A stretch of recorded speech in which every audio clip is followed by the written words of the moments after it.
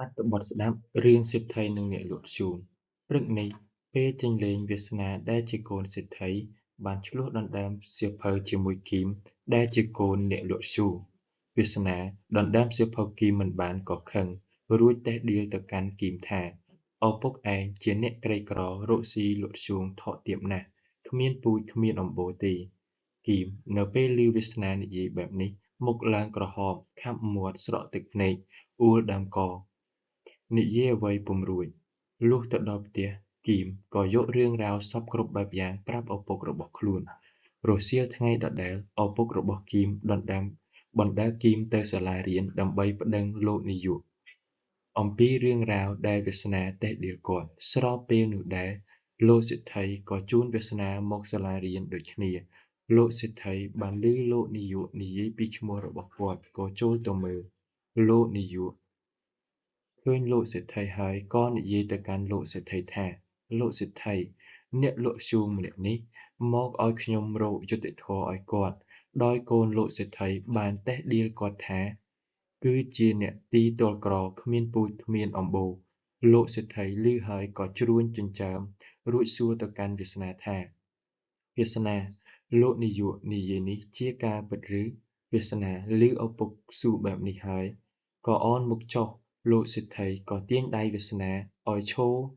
ទល់មុខគីមរួចឲ្យវាសនានិយាយសុំទោសគីមវាសនាមុខឡើងក្រហមហើយអោនមុខចុះមិននិយាយស្ដីអ្វីទាំងអស់លោកសេដ្ឋីនិយាយបន្តហេតុអ្វីបានជាឯងមិននិយាយសុំទោសមិត្តភក្តិឯងបែបនេះបានអញ្ចឹងចាំថាតាមពុកឲ្យខ្ញុំសុំទោសឯងសម្លាញ់នៅពាក្យមិនគប្បីដែលខ្ញុំតេះដៀលឪពុកឯងហើយចាប់ពីពេលនេះតទៅឪពុកខ្ញុំនឹងសុំឪពុកឯងធ្វើជាមិត្តភក្តិទៅថ្ងៃអនាគត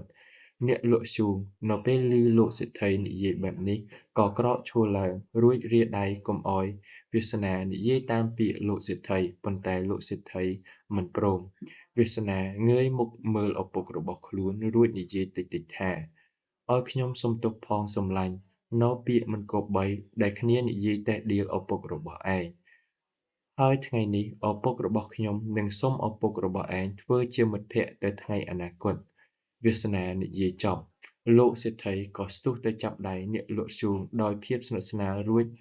ច្រានវាសនាឲ្យទៅអោបគីមផងដែរលោកសេដ្ឋីក៏ងាកមករកលោកនាយករួចនិយាយថាអនុគ្រោះឲ្យខ្ញុំផងណាលោកនាយកសូមលោកនាយកមេត្តាឲ្យគីមនិងវាសនាអង្គុយតុជាមួយគ្នាផងខណៈនោះលោកនាយកក៏ឲ្យគីមយកសៀវភៅមកអង្គុយជាមួយវាសនានៅតុខាងមុខលោកសេដ្ឋីឃើញបែបនេះហើយក៏លាលោក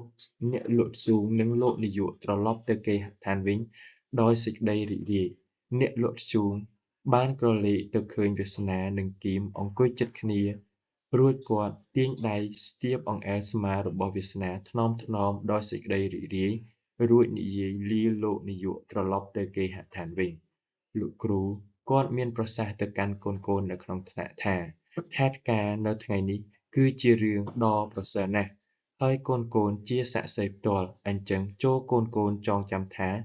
មិនថាអ្នកមានឬអ្នកក្រទេយើងត្រូវចេះស្រឡាញ់និងរាប់អានគ្នាទៅវិញទៅមក